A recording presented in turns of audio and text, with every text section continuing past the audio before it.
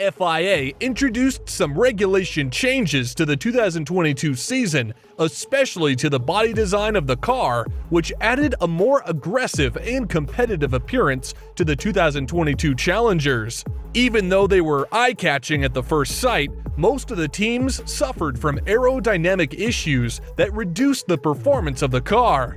Porpoising is the major issue that all the major competitors are suffering, which adds a bouncing motion to the car.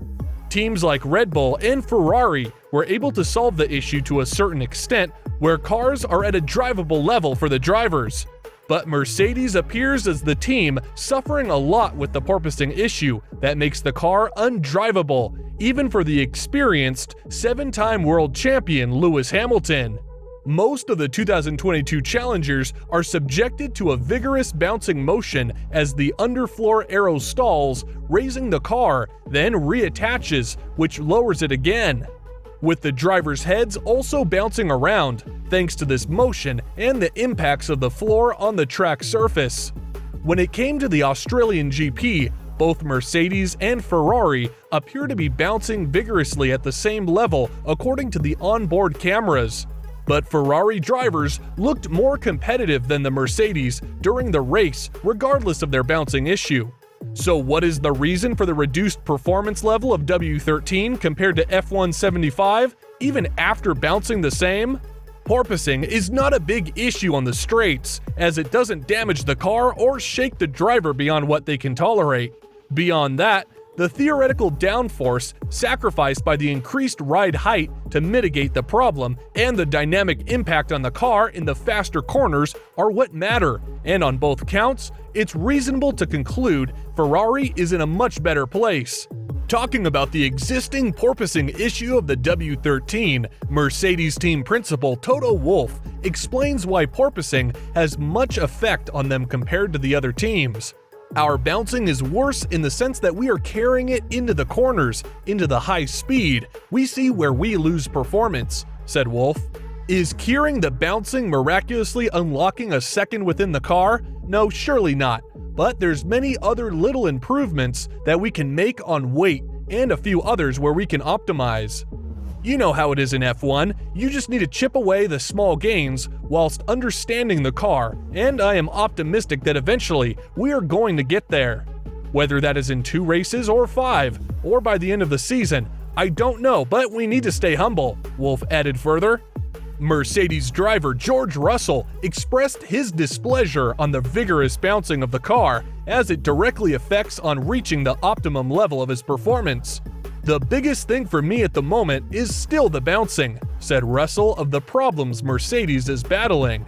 I've been trying all sorts of things to limit the bouncing, and then it's costing me a lot of speed through the high-speed corners. That's where I lose all my lap time.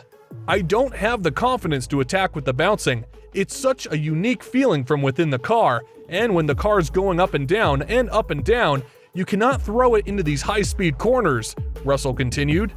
Since the start of the 2022 season, Mercedes introduces many changes to the body design of the car with the aim of solving the porpoising issue, but none of them were able to make a greater impact to improve the performance of the car until the Barcelona upgrade.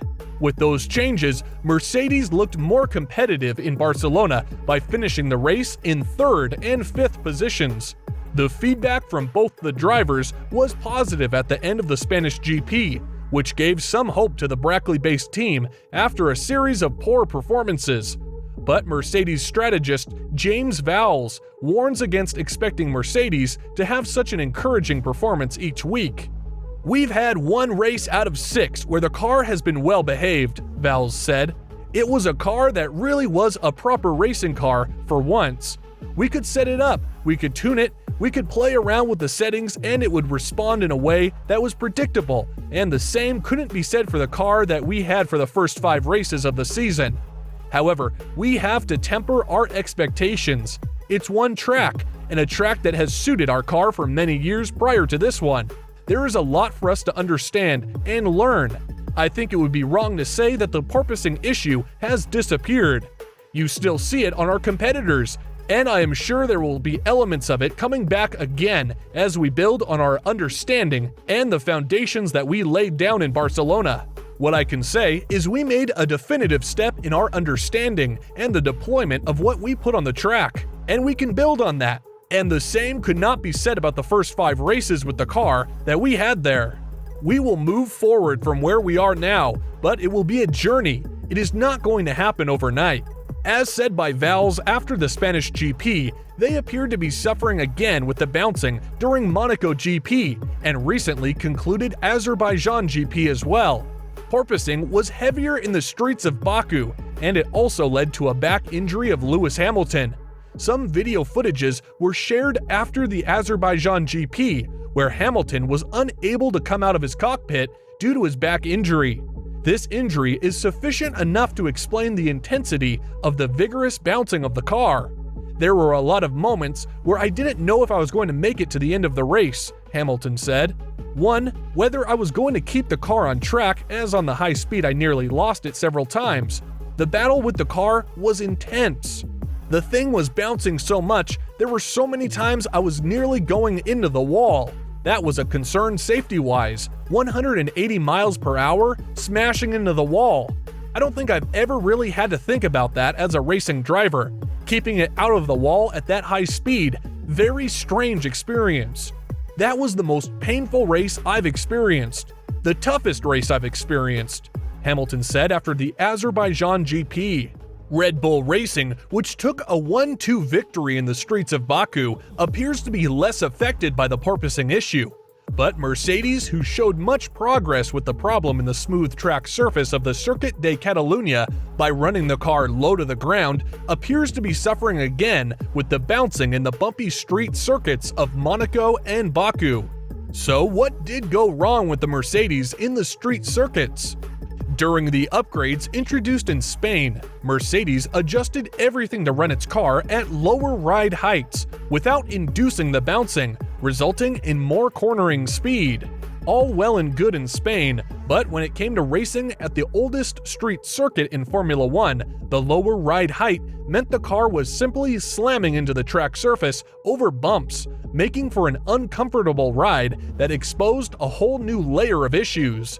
As same as in the Monaco GP, Azerbaijan GP also included a bumpy track surface, but on top of that, it also has several high-speed sections. This bouncing motion was mainly experienced in high-speed parts of the track, where the bottoming out was at its worst and triggered a bouncing motion that, from the outside, looked similar to the porpoising earlier in the year. Mercedes defines the issue in Monaco and Azerbaijan as completely different from the porpoising issue that they suffered prior to the Spanish GP. Explaining the porpoising issue, Mercedes chief strategist James Vowles said, "We definitely suffered porpoising in the earlier races, and in Barcelona, we didn't. And we've made a tremendous amount of effort on our package to make sure we tried our best to resolve it, and I'm confident we've made a step."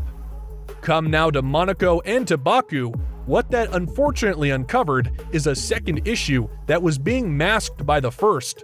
I'm confident we've made a step forward in terms of porpoising, but we very clearly have bouncing, and to the outside it looks almost identical, but there's a subtle difference between the two. What's happening now is that the car is lower as a result of fixing the first issue, but now hitting the deck quite hard, and that's creating the bouncing you see at the moment. Again, you try to extract performance by running the car low, but the problem is very different, and the bumpier the track, the more the input is clearly having an effect, which is what we saw in Baku. He added further, even if it is porpoising or bouncing, the final result is the same. It reduces the performance of the car, making it harder to drive for both of the Mercedes drivers. If they don't address the problem as soon as possible, it will blur the last hope of George Russell for this year's driver's title.